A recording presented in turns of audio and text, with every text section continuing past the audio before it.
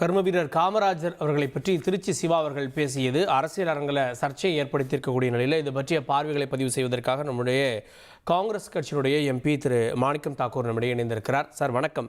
திருச்சி சிவா அவர்களுடைய பேச்சுக்கு காங்கிரஸ் தலைவர்கள் செல்வ பிறந்தையா இருக்கட்டும், ஜோதிமணி உள்ளிட்ட பலரும் எதிர்ப்பு தெரிவித்து வர்றாங்க. நீங்கள் அந்த கருத்தை முதல்ல எப்படி பார்க்குறீங்க? தேவையற்ற சர்ச்சை, தேவையற்ற, அதுவும் குறிப்பாக பெருந்தலைவர் காமராஜரை பற்றி இப்படிப்பட்ட பேச்சுக்கள் என்பது தேவையற்றது. யாரும் நம்பவும் போவதில்லை. பேச்சாளர்கள் அவருடைய கற்பனை பேச்சுக்கள் அதிகமாகி கொண்டிருக்கின்றன. இது தேவையில்லாத ஒரு சர்ச்சை தொடர்கிறது. அவரை பொறுத்த மட்டும் நேற்று ஒரு அறிக்கை பார்த்தேன், திருச்சி சிவா அவர்களுடைய அறிக்கை. அதில் அவர் பெருந்தலைவர் காமராஜர் அவர்களை பெரிதும் மதிப்பதாகவும் பெருந்தலைவர் காமராஜர் அவருடைய புகழை பற்றியும் பேசியிருந்தார்.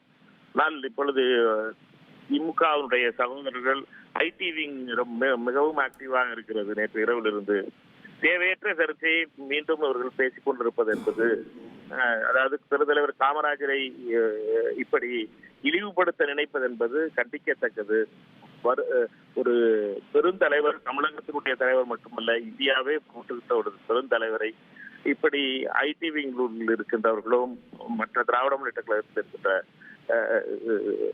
நண்பர்களும் பேசிக் கொண்டிருப்பதும், ட்விட்டரிலும் பேஸ்புக்கிலும் சோசியல் மீடியாவில் அவர்கள் செய்கின்ற இந்த செயல் என்பது கண்டிக்கத்தக்கது. தமிழக முதலமைச்சரும் திராவிட முன்னேற்ற கழக தலைமையும் பல வகையிலே இதற்காக பெருந்தலைவர் பெருமையை சேர்ப்பதற்காக பல நடவடிக்கை எடுத்தாலும் இப்படிப்பட்ட நடவடிக்கைகள் செய்வது என்பது உண்மையிலேயே கண்டிக்கத்தக்கது எங்களை பொறுத்தவரை.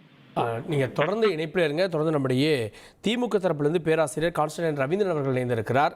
பேராசிரியர், இந்த விவகாரத்தில் திமுக தலைமை நடவடிக்கை எடுக்குமா அப்படின்ற கேள்வி ஏற்பட்டிருக்கு. காங்கிரஸ் கட்சி, கூட்டணி கட்சி அவங்களே கேட்குறாங்க. அதாவது தலைமை கழகத்தில் துணை பொதுச் செயலாளராக இருக்கிறவர் தான் அண்ணன் திருச்சி சிவா அவர்கள். அவர்கள் ஏற்கனவே இன்றைக்கு சொல்லி இருக்கிறார்கள்.